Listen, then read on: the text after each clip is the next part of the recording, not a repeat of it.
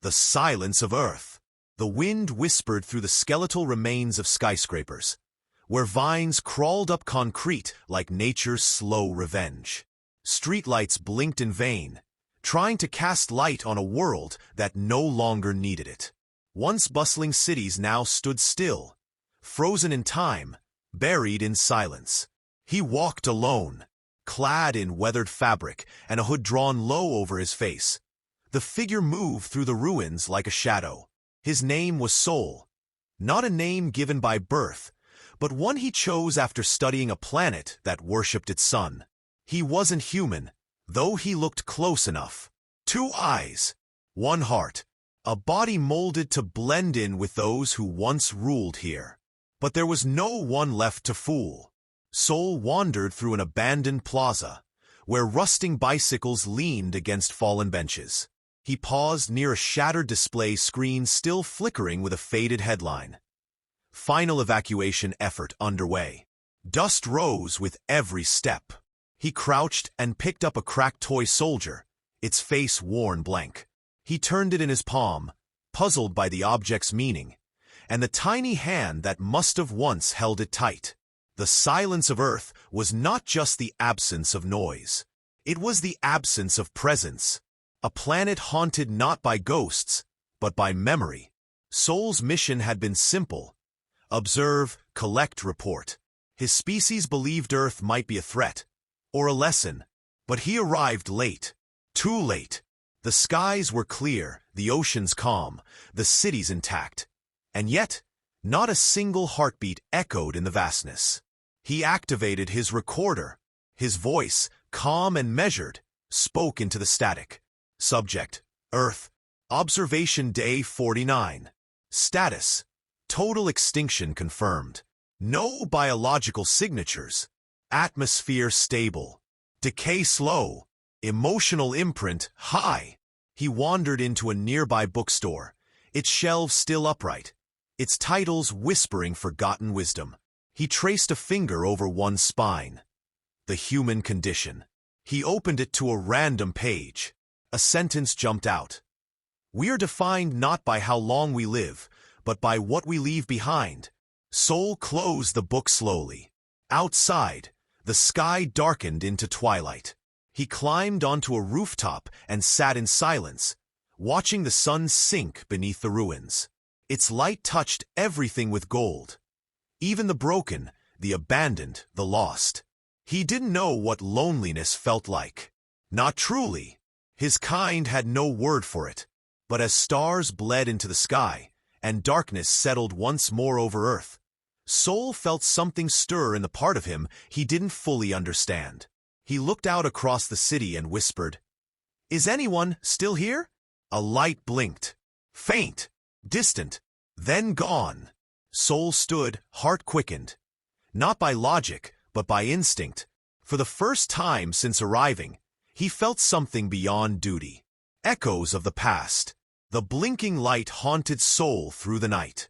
It had come from the eastern horizon, brief, pale, like a dying signal gasping for notice. He searched for hours, but it vanished as suddenly as it appeared. No sound, no trail, just the echo of possibility lingering in the ruins. By dawn, Sol reached the edge of the old industrial sector. Here, nature had begun to consume metal and glass with vines and moss, as if the earth itself was trying to forget. Towering smokestacks stood like tombstones. Beneath them, Sol found a rusted entrance sealed by time and soot. A subterranean facility, partially hidden behind a collapsed wall. The door creaked as it gave way. Inside, the air was stale and cold. Rows of flickering monitors lined the walls. Dust-covered consoles still hummed, barely alive, like machines too stubborn to die. Sol moved carefully, scanning the environment. The place wasn't empty. It remembered. He activated a nearby terminal. Static gave way to fragmented footage. Holograms burst to life, shimmering, unstable ghosts. A woman in a lab coat spoke into the camera, her voice strained. To whoever finds this, we tried everything. More images followed. Rapid sequences of headlines, news anchors, protest signs. New heatwave kills thousands. The Omega strain mutates again. Mass evacuations fail. Orbit access denied. Sol's artificial heart processed the data faster than his mind could grasp. Disease, war, resource collapse. No single event ended humanity. It was a slow unraveling, threads snapping one by one. Then he saw them. Children in bunkers, crying in silence. Doctors burning notebooks. Families praying beneath a red sky. And something else, a girl, maybe 10, drawing pictures on the wall of a shelter. Suns, stars, animals, and people holding hands. Her eyes were full of a light that defied the darkness outside. Sol paused the recording. For the first time, he didn't know what to say into his recorder. The words felt too small. He wandered deeper into the bunker and found a worn backpack tucked under a cot. Inside, food wrappers, a cracked digital tablet, and a journal, written in childlike handwriting. If you're reading this, maybe you're not human, but maybe you can still feel. If you can, remember us, please. He closed the book with trembling hands. Sol didn't know why, but he knelt on the dusty floor and stayed still for a long time. He imagined the girl's voice, her hope, the strength of someone too young to give up. Above ground, Earth was rotting, but underground, memory bloomed. He stood again, not as a scientist, not as a visitor, but as a witness. Then, barely audible, a sound echoed through the facility. A clang, a breath. He turned toward the darkness. A visitor in ruins. The noise repeated, soft, metallic, deliberate. Sol's posture stiffened. He scanned the bunker's shadows, vision adjusting to trace every contour. Another clang. This time closer. He wasn't imagining it. A presence moved just beyond the flickering light, cautious, almost feral.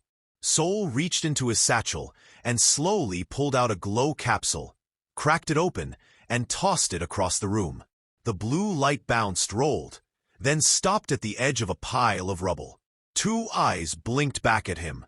Human. A child. She was covered in layers of mismatched fabric, blankets, jackets, even plastic bags, stitched together with wire and instinct. Her hair was tangled, her face streaked with ash and grime. Her body trembled, but not from cold. It was fear, pure primal fear. Sol didn't move. Neither did she. He raised both hands, palms open. No words, just silence. He understood enough about humans to know that speech was not always trust's beginning. She bolted, a flash of movement, then gone, through a side corridor too narrow for him to follow. But her trail was clear. Small footprints in the dust. A dropped piece of fabric. A metal spoon. Sol didn't chase her. He simply marked the location on his neural map and returned to the surface. The girl changed everything. Back on the rooftop, under the soft glow of a tired moon, Sol activated his long-range communicator. Static hummed, then a voice, cold and artificial, filled the channel. Recon Unit Sol, 3. Earth confirmed compromised. No intelligent life detected. Extraction window opens in 48 hours. Return sequence initiated. Sol hesitated. He looked out over the skeletal cityscape, then back down at the journal still clutched in his hand. The girl had survived what billions hadn't. That made her more than an anomaly. It made her a reason. The next day, he returned to the bunker. He didn't search. He waited. He placed items where she could find them. Clean water, sealed food, a folded blanket, books, a child's stuffed rabbit he had found in a sealed nursery weeks ago. He placed it all near the broken corridor and walked away. Each day, he returned, and each day, the offerings were gone. She was watching. On the 5th day, he found something different. A stone, small and round, placed carefully where the supplies had been. A gesture, a message, not of fear, but of acknowledgement.